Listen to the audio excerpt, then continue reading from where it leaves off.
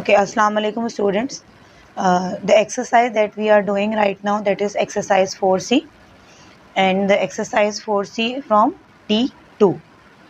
So before doing the question, we need to know that what the question is saying and how to solve the question. The question is saying factorize each of the following expression completely. So this is your question. Factorize each of the following expression completely. Expressions are m square minus 10m plus 25, as we have b, c and d part, and we need to factorize them. We can use middle term breaking factorization as well to do this, but in this exercise, in exercise 4c, we need to know that how to apply the factorization, how to do the factorization by using the formula. And we have 3 formula है, हमारे पास 3 फार्मूले हैं जो हम already पहले भी discuss कर चुके हैं. इसको एक दफ़ा रिपीट कर लेते हैं. Formula number 1 was a plus b whole square equals to a square plus 2ab plus b square. Then the second one is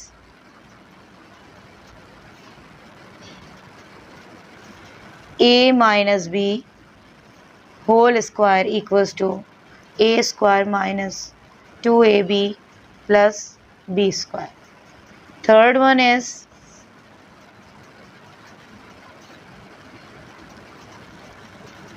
a square minus b square equals to a plus b and a minus b. These are the 3 formula that we are going to use to factorize question number 1, 2 and 3. But first of all we have to know that which formula is applicable for which type of the algebraic expression, कि इनमें से कौन सा formula जो है वो किस तरह के expression के लिए हमारे पास suitable है.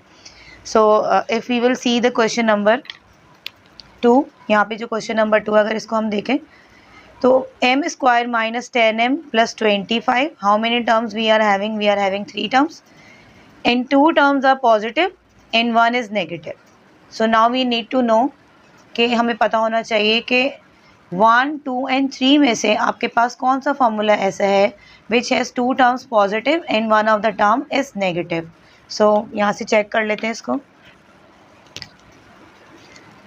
a square plus 2ab plus b square. अच्छा ये देख लीजिएगा, that is a factorise form. ये जो आपकी साइड है ना, ये वाली, that is a factorise form, और ये जो आपकी साइड है ये है इसकी एक्सपेंडेड फॉर्म.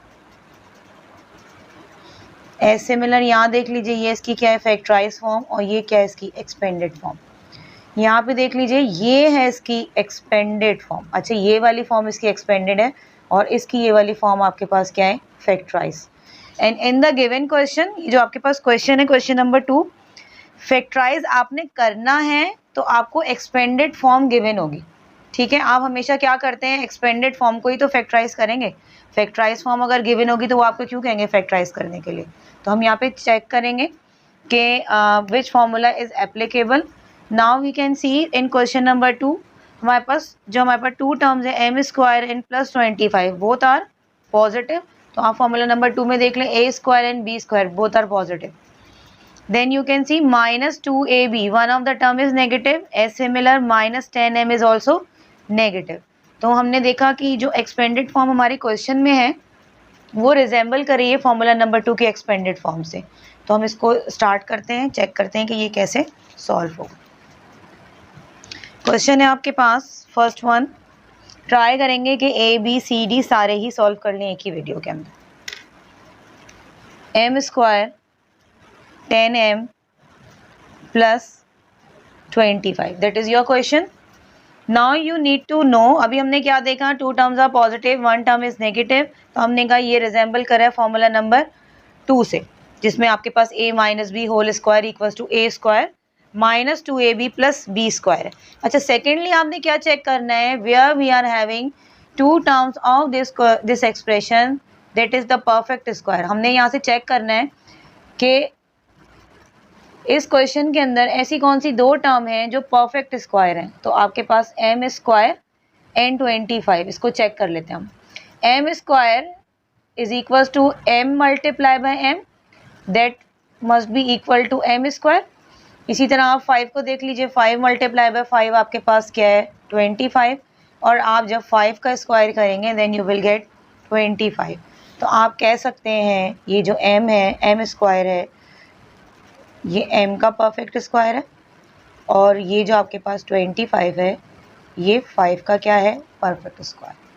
देन हमने रिजेंबल किया था इस वाले एक्सप्रेशन को फॉर्मूला नंबर 3 से, फॉर्मूला नंबर 2 से, तो उसको हम लिख लेते हैं। फॉर्मूला नंबर 2 क्या था हमारे पास, a minus B whole square equals to a square minus 2ab plus b square. अब आपने करना क्या, बिल्कुल ही सिंपल काम करना है। आपने क्या करना है,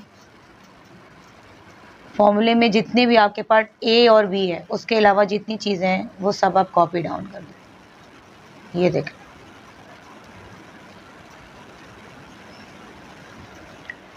this is bracket from the formula, this is minus sign from the formula, this is square from the formula, then the sign of the equality, then a has a square, तो a को आपने छोड़ देना because a हमारे पास according to the question change होता रहेगा। square from the formula, minus from the formula, 2 from the formula, then we have a and then we have b according to the given question। फिर plus sign है आपके पास, फिर b हम fill out करेंगे यहाँ according to the question, और square हमने लगाया बाय यूजिंग द फॉर्मूला। अब आप इसको फिल कर लीजिए, इसको हम फिल कर लेते हैं। अब आप देख लें अकॉर्डिंग टू द क्वेश्चन ए आपके पास क्या है, अकॉर्डिंग टू द क्वेश्चन ए आपके पास क्या है, ए आपके पास क्या है m, तो m शुड बी है। अकॉर्डिंग टू द क्वेश्चन आपके पास b क्या है, b आपके पास 5। यहाँ से चेक कर लेते हैं क्या ये ऐसे ही बनता है या नहीं। ये आपके पास दोबारा m को फिल कर लीजिए, यहाँ पे a की जगह फिर m आ गया, b की जगह आपको क्या करना है 5 को पुट करना है, एंड देन अगेन इट्स 5। इसको अगर आप चेक करें तो इसने वापस क्या बन जाना है m स्क्वायर, 5 2 ज़ा 10 दैट इज m, और 5 5 ज़ा 25। आप देख लें बिल्कुल वही एक्सपेंडेड फॉर्म बन गई जो आपके क्वेश्चन की थी। और ये है m माइनस 5 का होल स्क्वायर। हमने क्या सीखा था, this one is expanded form and this one is factorise form. तो अब फैक्टराइज फॉर्म ही आपका आंसर है क्योंकि वो आपको फैक्टराइजेशन करने के लिए कह रहे हैं। तो m minus 5 whole square can be written as m minus 5 multiplied by n minus 5। Why we are writing this bracket 2 times? Because it has square on it। और हमने क्या करना है, m minus 5 को कितने टाइम्स लिखना है, जितनी उसकी पावर है, तो पावर 2 थी, तो it should be written how many times, 2 times। So that will be your answer of given expression by using formula number 2। अच्छा, now we have b part। B part में देख लें, 169 is a square of 13n and 4 is a square of 2। We are using which formula? We are using formula number 2, that is a minus b whole square equals to a square minus 2ab plus b square। Now write down the formula again, like this, minus 2ab n plus आपके पास b square. According to the question a हमारे पास क्या है 13n, according to the question b हमारे पास क्या है 2, again 13n, then 13n at the place of a and then b। Now you can see 13n has a square on it, it can be converted into 69n square, then you will multiply all these number, you will get 52n and then 2 to the 4। So that is the expanded form। and what we are going to do here, हम यहाँ पे कर रहे हैं हम factorization। तो हम क्या करेंगे, 13n minus 2 का whole square that is equals to 13n minus 2 and 13n minus 2। So basically that is the factorized form of a given question। है ना हमारे पास C part। What the C part is saying, 81 minus 180 p plus 100 p square। अब हम 81 देख लें और 100p square देख लें, तो 81 is a square of 9 and 100p is a square of 10p। यहाँ से अगर आप चेक करें परफेक्ट स्क्वायर कौन सा होता है आपके पास, ये आपके पास है 9 का स्क्वायर और ये है आपके पास 10p का स्क्वायर। फॉर्मूला नंबर 3 आप यहाँ पे अप्लाई कर रहे हैं। फॉर्मूला नंबर 3 था आपके पास a minus B equals to a square minus 2ab plus b square. फिर आपके पास आप इसको एक्सपेंड कर दीजिए। अच्छा, जब आप इसको एक्सपेंड करेंगे तो ये हो जाएगा आपके पास, a की जगह आप एम्प्टी छोड़ देंगे, a minus B whole square equals to a square minus 2ab और then b square. According to the question आपके पास a क्या है, that is 9 and according to the question आपके पास b क्या है, that is 10p। Fill out कर दीजिए।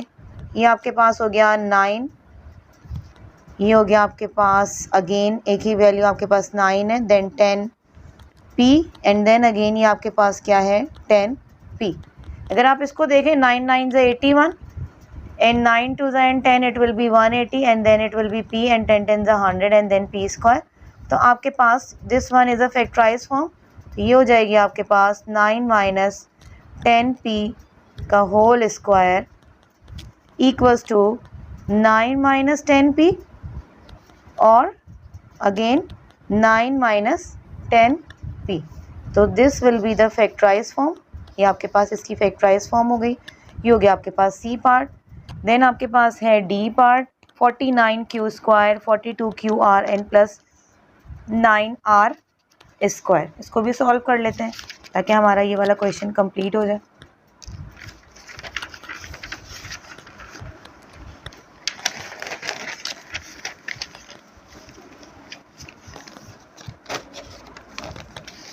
अच्छा, ये क्वेश्चन है आपके पास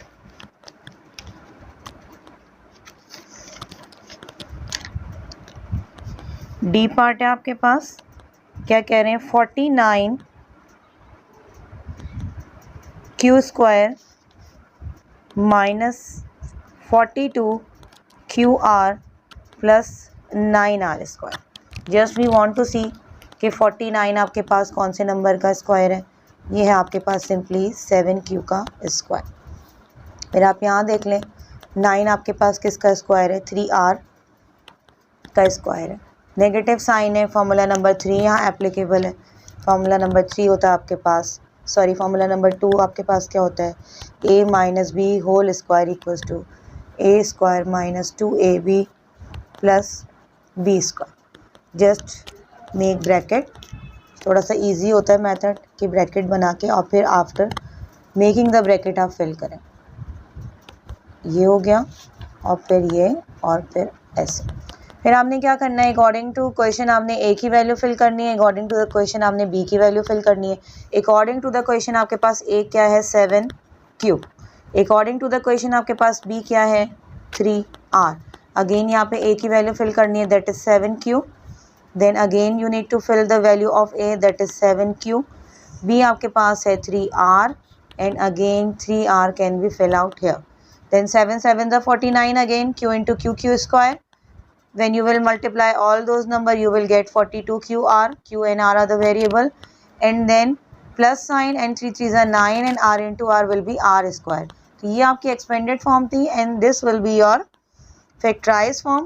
तो ये हो जाएगी आपके पास 7q minus 3r whole square can be equal to 7q minus 3r and then again 7q minus 3r. ये आपके पास हो जाएगी factorise form of the part of question number 2। अब आपने देख लिया कि क्वेश्चन नंबर 2 में आपने in all parts a b c d इन सब में आपने फार्मूला नंबर 2 की एप्लीकेशन की। क्यों की फार्मूला नंबर 2 की आपने application, because we have two terms, they are positive as well as they are perfect square and then one of the term is a negative term. ठीक है, अगर आपके पास ये आइडेंटिफिकेशन है और आप फैक्टराइजेशन करने जा रहे हैं तो आपने क्या करना है, फॉर्मूला नंबर 2 जो a minus B whole square equals to a square minus 2ab plus b square है, आपने उसकी एप्लीकेशन करनी है और ये पूरा क्वेश्चन ऐसे ही सॉल्व हो जाएगा। अगर कुछ समझ में नहीं आया हो तो कमेंट में लिख दीजिएगा, आई विल री एक्सप्लेन इट। एंड अगर आपको क्लियर हो गया हो तो कमेंट में ये भी लिख दीजिएगा इफ़ इट्स क्लियर। चैनल को लाइक कर दीजिएगा, सब्सक्राइब कर दीजिएगा और शेयर कर दीजिएगा फ्रेंड्स के साथ। तो ये हो गया आपके पास क्वेश्चन नंबर 2 और हम फिर फर्दर क्वेश्चन भी सॉल्व करेंगे इस एक्सरसाइज के। ये थी एक्सरसाइज 4C। अल्लाह हाफिज़।